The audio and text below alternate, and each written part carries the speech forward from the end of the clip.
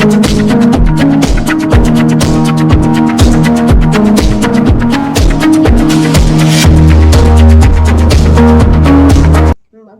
araw, malakas na lindol yumanig sa Cebu.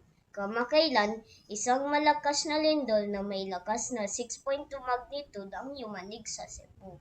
Ayon sa PHIVOLTS, ito ay dulot ng paggalaw ng Central Cebu Fault Line, isang aktibong bitak ng lupa sa rehiyon. Dahil dito, ilang gusali bahay ang nagkaroon ng bitak at pansamantalang nawalan ng kuryente ang ilang lugar. Nagkaroon ng takot at pangamba ang ilang residente. Ngunit mabilis naman rumesponde ang mga otoridad. Paalala ng mga eksperto, manatiling handa at alerto, maghanda ng go bag na may pagkain, tubig at gamot. Kapag may lindol, manatili sa ligtas ng lugar. Siguraduhin ligtas ang paligid bago bumalik sa loob ng bahay.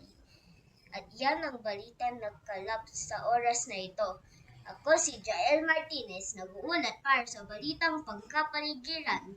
Mag-ingat at laging maging handa.